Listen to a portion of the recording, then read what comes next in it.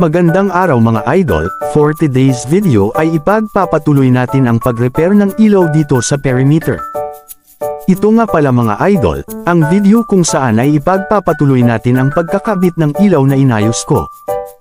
Kaya panoorin kung paano ko ibabalik ang ilaw na ito, at kung hindi ka pa nakakapag-subscribe sa aking YouTube channel, ay mag-subscribe ka na. At huwag mong kalimutan pindutin ang notification bell, para maging updated ka sa mga bago kong video. Maraming salamat po.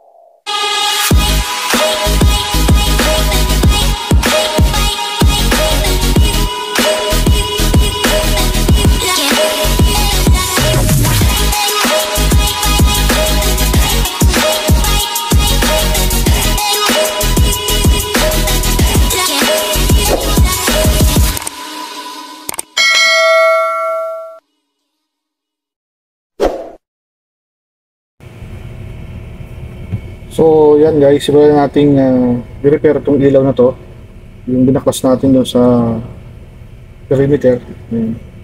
So makikita nyo guys, tinanggal ko na yung mga dati niyang transformer kasi humina na yung transformer. So ngayon nakakuha tayo ng pamalit. So ang ginawa ko guys, dinuksungan ko na siya ng wire. So sinunod pa rin natin yung kanyang wire na black and red. So yung red, it means ito yung positive niya, ito yung kanyang negative, yung kanyang black wire. Kasi itong input nito ay 220, at yung kanyang output naman, kung makikita nyo, 3 to 12 DC. Yan. Ito yung kanyang LED driver. So yan, nakakuha pa tayo ng LED driver para dito sa ilaw na to. So hindi ko na naipakita sa inyo yung pagduduksong. Madali lang naman yung pagduduksong ito, basta isunod lang natin sa color coding. Kasi ito guys, yung DC, meron itong polarity. Kailangan hindi tayo magkamali ng pagkakabitan ng wire. So ito yung black, kailangan sa black. Itong sa red, para sa red. Kasi nga ito ay positive, yung red, at yung black natin ay negative. At yung ating sa AC naman, yung sa ating 220 volts, walang problema yung magkabaliktad. Makikita nyo white yung kanyang input. So ito yung kanyang input para sa AC, sa 220, at yung DC, ito yung output. Yan, kung makikita nyo guys, red and black yung nakalagay. Red and black. Kasi may polarity na pagdating sa output. Kasi pag nagkabaliktad tayo ng lagay, hindi siya iilaw. So yan lang guys, yan, na-repair ko na, at dudukso lang natin ang bagong wire dito sa input. So yan nga guys, umpisahan natin yung pag-repair nitong ating ilaw sa perimeter. Yan. So bali ito na yung aking ginawang bagong transformer o yung tinatawag na LED driver. So ngayon guys, dudugsungan ko lang ito ng para sa input. So gawin lang natin, pagsama-samahin natin na ganyan.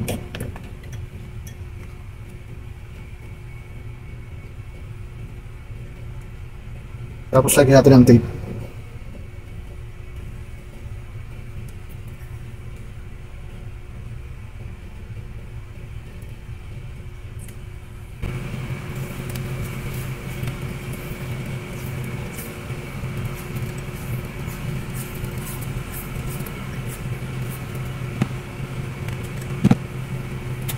So yan guys, medyo maayos na siyang tignan.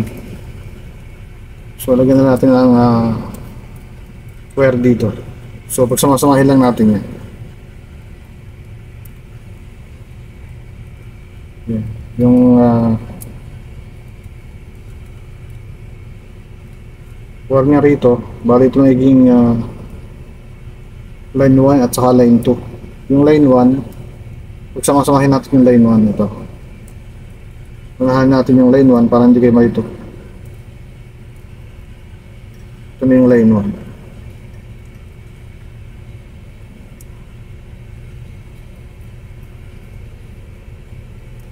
1. Tapos ito na yung line 2.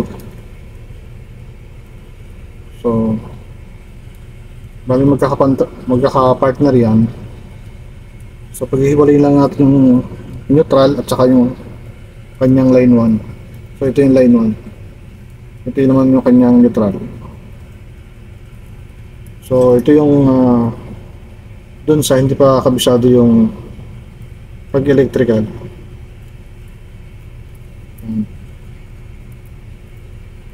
So ito na yung neutral. Ipitan lang natin para iwasan natin yung loose connection.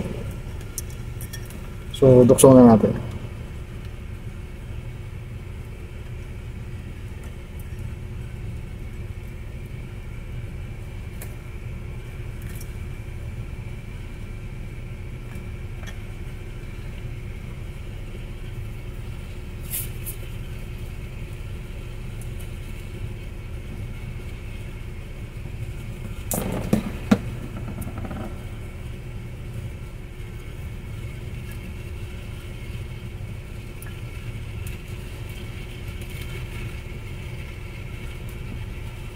Kailangan yung pagtitik natin mahigpit din para maiwasan natin yung loose connection o yung pag-init ng wire. Kasi yun ang dahilan kung bakit nasusunog yung ating mga wire o yung ating mga gamit sa bahay pag maluwag yung ating pagkaka-tape o pagkakaduksong o pagkaka-splice. So ginagamit ako na siya ng kamay kasi malambot lang yung wire. Pero pag yung mga number 12 AWG o number 10, kailangan natin gumamit ng plier.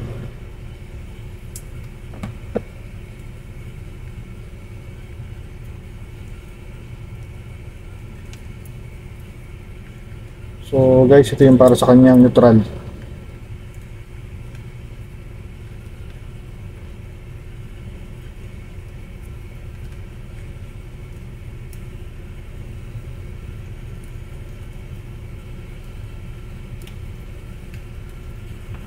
So, dagdagan pa natin ang tape.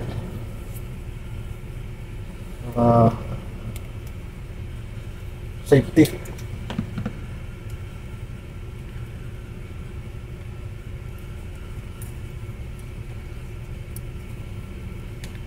Medyo hilahin ng konti yung tape natin, yung ating electrical tape para talagang mahigpit.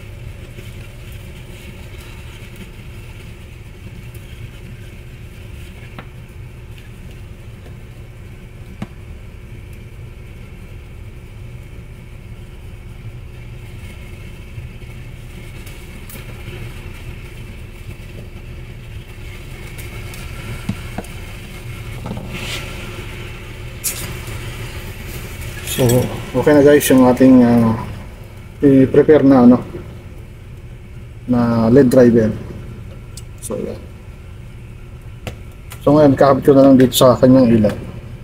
So ngayon guys, kung makikita nyo, hindi ko tinanggal yung kanyang pinaka terminal.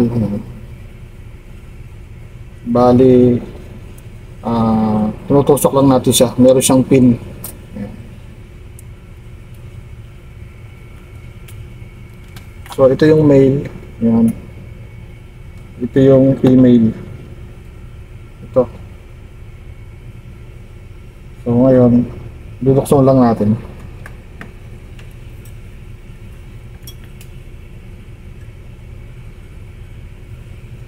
So yan, ganyan lang guys.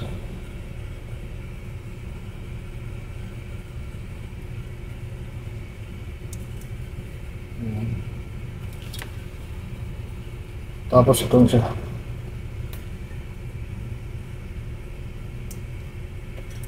Ito yung pangatlo.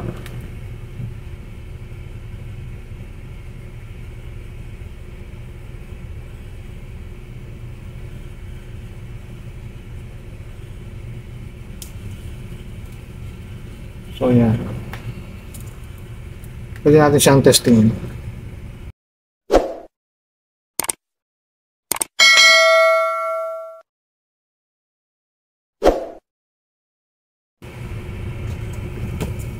So yan guys, pwede natin siyang testingin.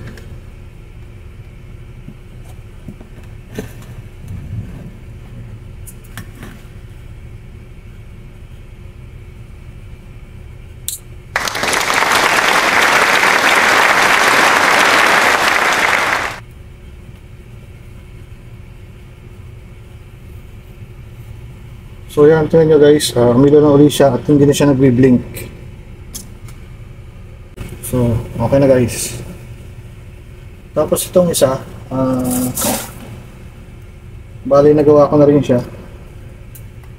Ayan. So, same process. So, testing na lang natin siya.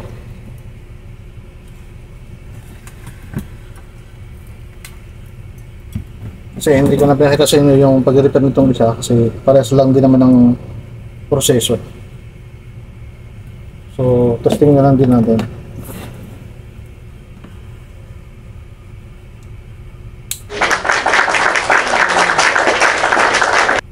So, yan. Umilo na siya guys. So, pwede nating ibalik dun sa pinagtanggalan natin. Alright.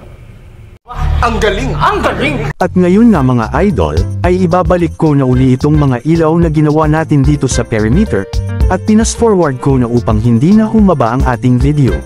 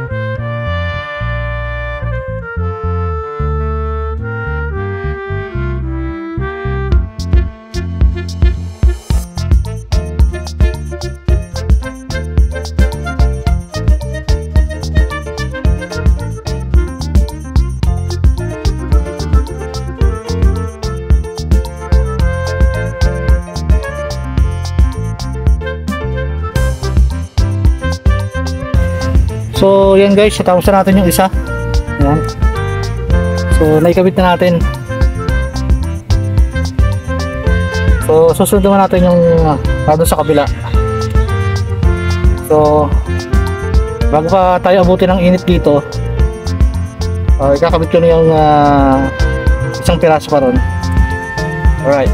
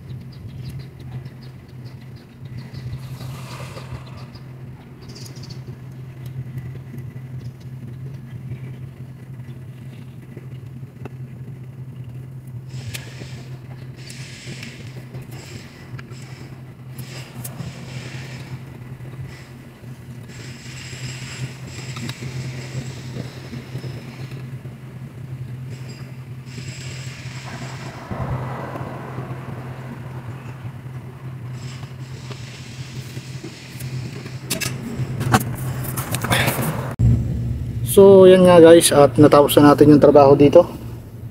Naikabit na natin yung dalawang ilaw para dito sa perimeter. So na-repair na natin at